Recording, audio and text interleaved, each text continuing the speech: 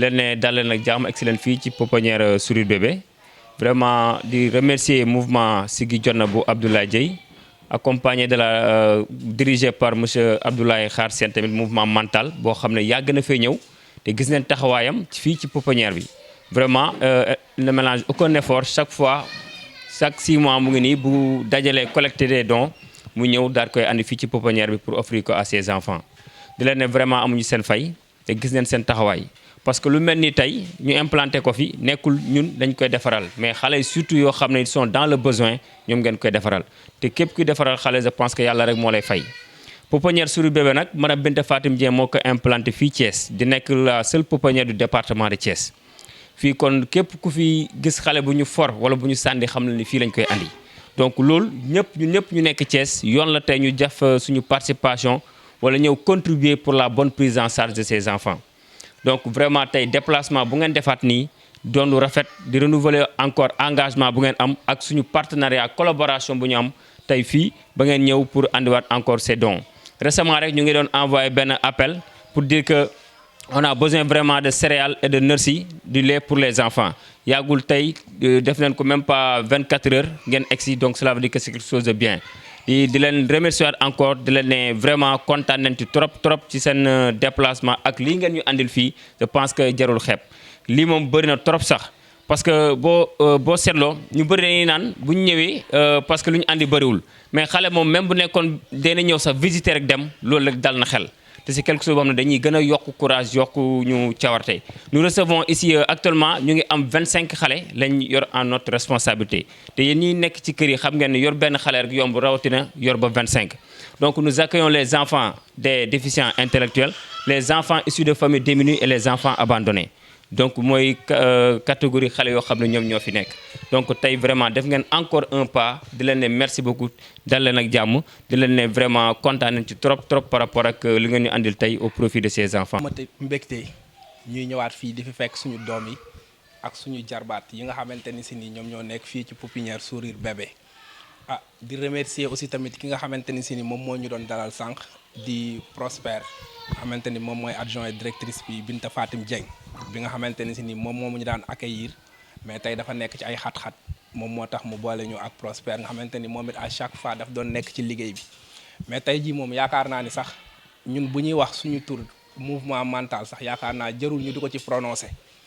parce que dafa am koo xamante ni si ni avant loolu aussi tamit may remercier délégation bi nga xamante ni si ni moom la Abdoulaye Dieye yabal fii muy délégation Siggi Jotna di leen remercier bu baax di jëlaat suñu cofeel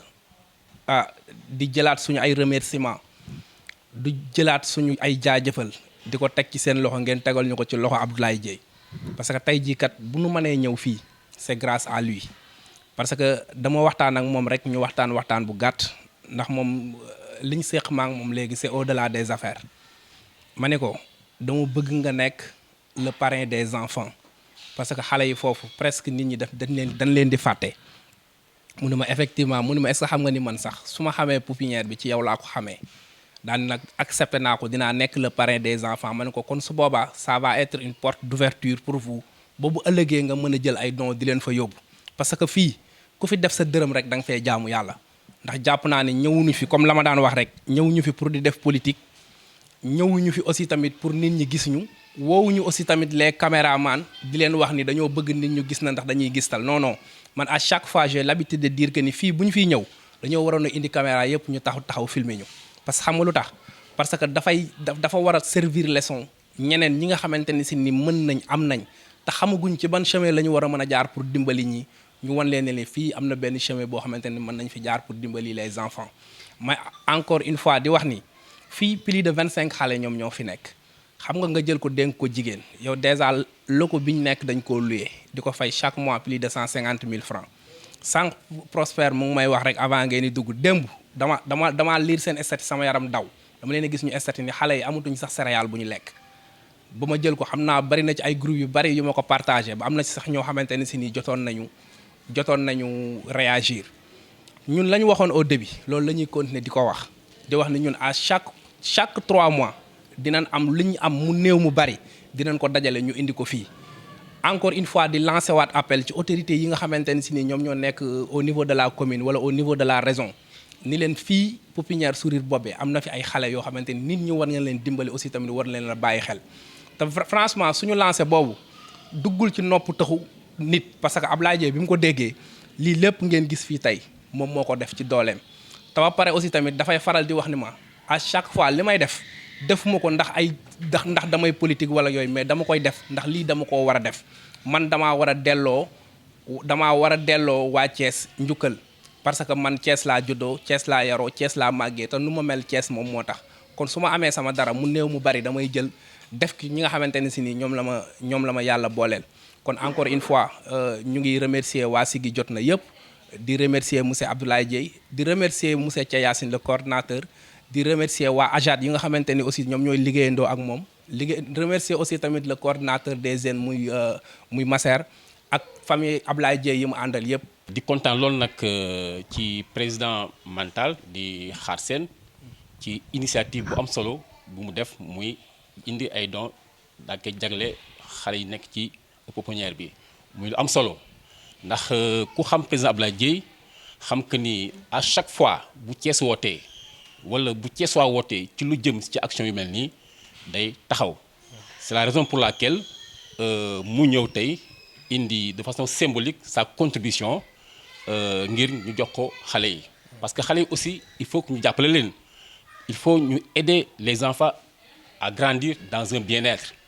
donc je profite de l'occasion pour faire appel à toutes les bonnes volontés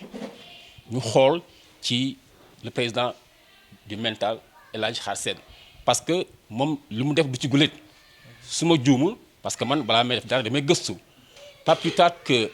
il y a 4 ou 5 mois def na lu mel nii parce que le 6 juin passé ñëw na fi indi yu mel nii donc loolu tous les Thiessois de bonne volonté dañ ci war a xool ñëw def comme moom parce que xale yi il faut que ñu jàppale leen parce que jàppale xale yi dafa di loo xamante ni c'est sacré